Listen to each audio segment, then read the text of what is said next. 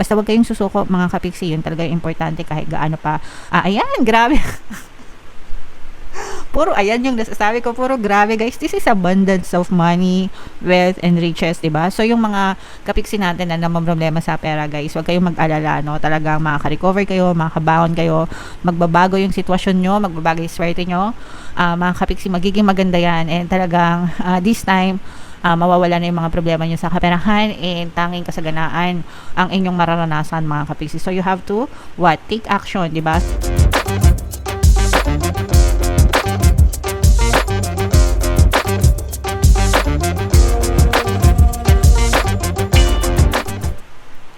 Hello guys, hello Taurus, welcome back to Pinoy Pixie Tarot. Ang pamagat ng episode natin for tonight is monthly Taroscope guys para ngayong July para sa Taurus, Sun, Moon, Rising Sign, and Venus.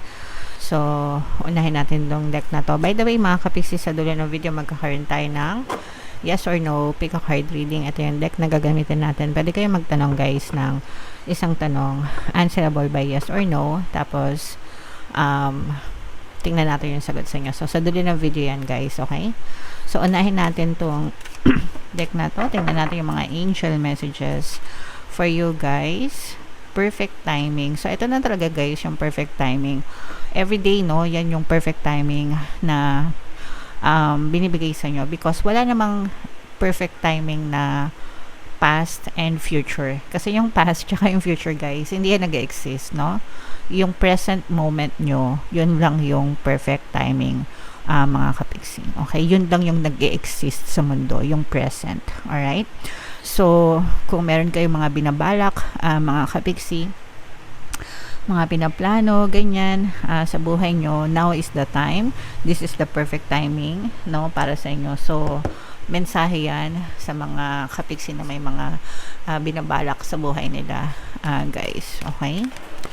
Another message for you, Taurus. Take action, okay? So, ito na yung ito na yung perfect timing para mag-take action ka, guys, no? I-stop procrastinating. Tigilan nyo na yung mamaya na, bukas na, next week na, next month na, 'di ba? Next year na, no? Mabot na ng next year. Wala nang nagawa, no? Kakaantay ng perfect timing.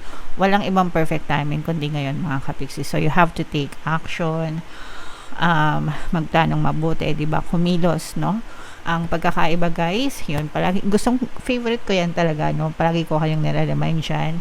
Ang pagkakaiba ng mga taong nakakaalam sa taong nagwawagi ay nasa pagkilos. So, make sure na you take action, mga kapiksi.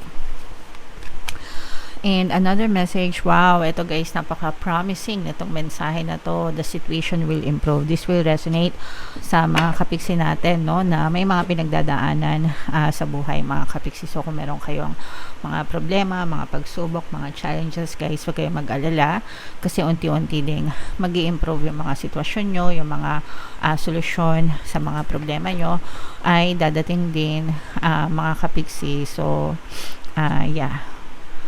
Alright, so i-mind nyo na tong mga solusyon sa mga problema, guys, mga improvement ng sitwasyon, no? Mind nyo na, guys, sa comment section. So, bunot tayo, guys, ng additional na mensahe dito. Shuffle ko to, mga kapiksi. Habang sinashuffle ko to, panoorin nyo muna yung video natin regarding sa ating paano mag-manifest ng abundance video course. Kapiksi, sawa ka na ba sa mga struggles at hirap sa buhay mo? Masipag ka ba at masikap sa buhay ngunit hindi ka pa rin umaasenso?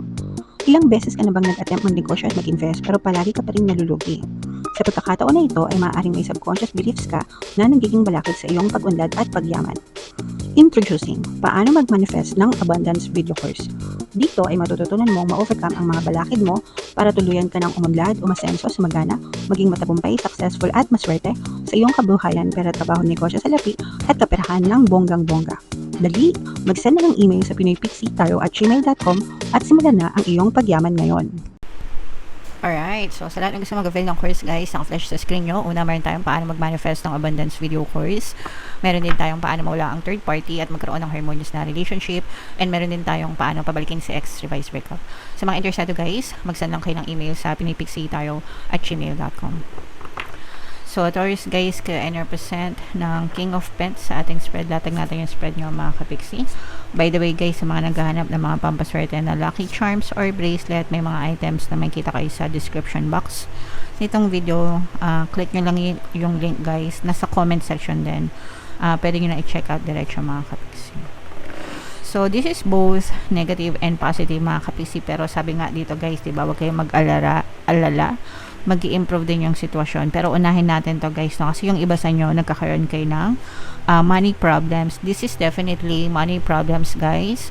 Financial, pwedeng financial loss, ibig sabihin financial loss, pagkalugi, financial failure, financial trouble, no, mga problema sa pera mga kapiksi, kinakapos, maraming gastos, maraming obligasyon, maraming expenses, no, yung iba sa inyo, kaya yun yung mga reason kung ba't kinakapos kayo mga kapiksi, financial constraints, kinakapos, ganyan. So yun yung nararanasan ng iba sa inyo. And parang yung iba guys, especially sa mga may utang, no, parang nagkakapatong-patong, lalo na kung umuutang kayo sa mga may interest mga kapiksi.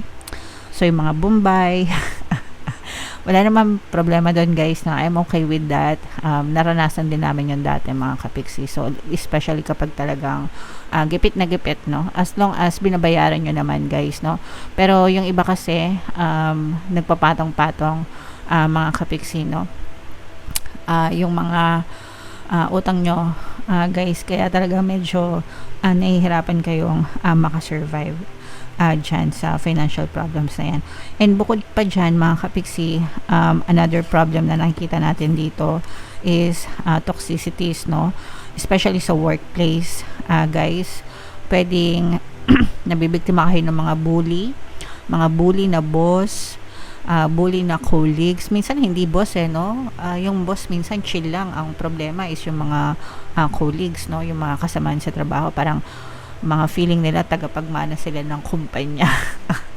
May mga ganun, di ba? So yung iba sa inyo guys, parang medyo nakaka-experience kayo ng ganong klaseng stress sa workplace nyo, na nakakadagdag sa stress nyo mga kapiksi. Pero ang maganda nga dito guys is makaka-recover kayo, di ba? Sabi nga dito guys, the situation will improve. So merong tulong na dadating sa inyo mga kapiksi, okay? May mga inaantay, kung meron kayong mga inaantay na mga balita is, let's say for example, baka may mga application kayo sa trabaho, o kaya baka may mga kliyente kayo na inaantay,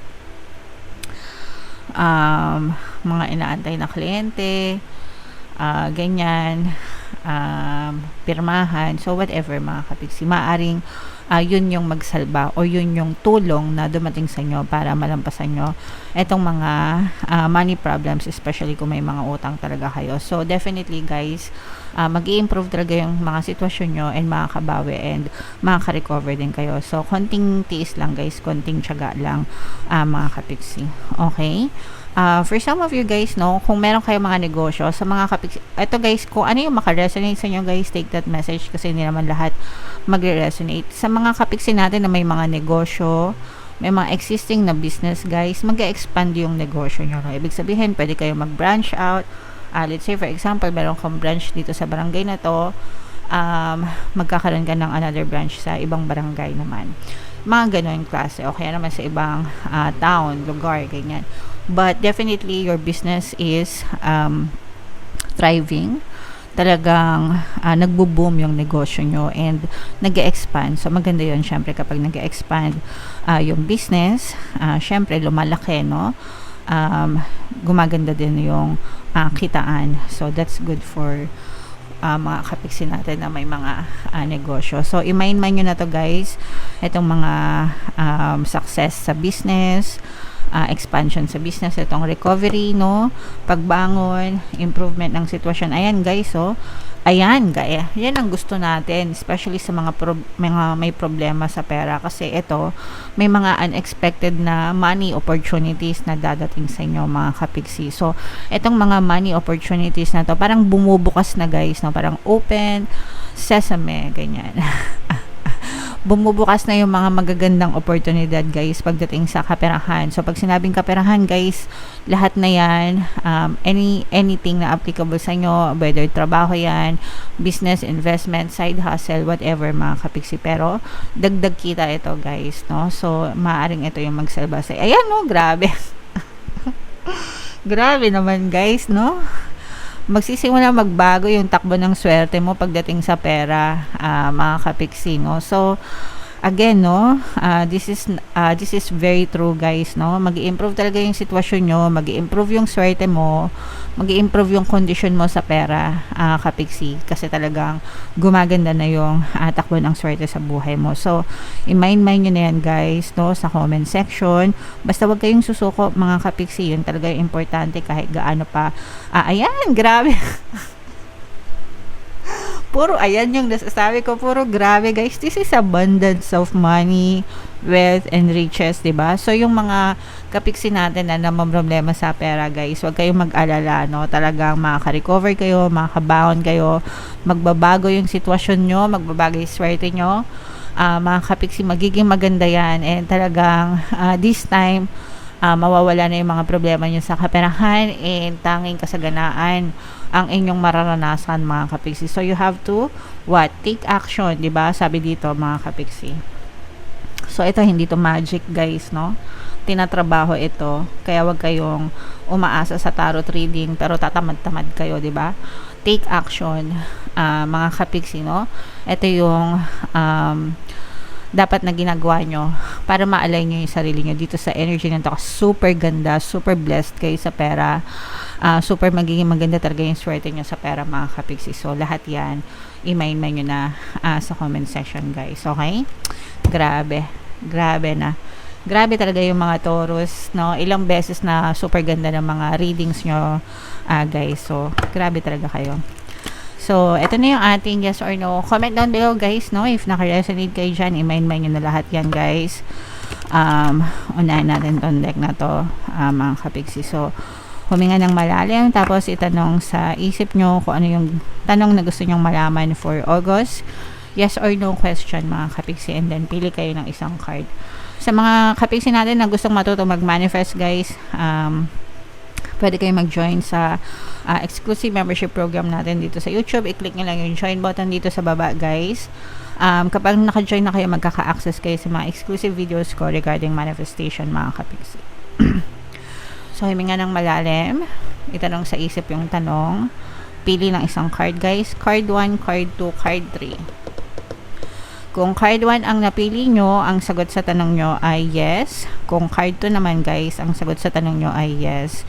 And kung card 3 naman guys, ang sagot sa tanong nyo ay no mga kapiksi. Alright, so comment down below if naka-resonate kayo guys for more tarot readings. Ito yung playlist nyo. Ito naman yung ating success stories ng paano mag-manifest ng abundance video course. Thank you for click here to subscribe guys. Thank you for liking, sharing, and subscribing. See you next time. I love you all. Have a nice day. Bye-bye.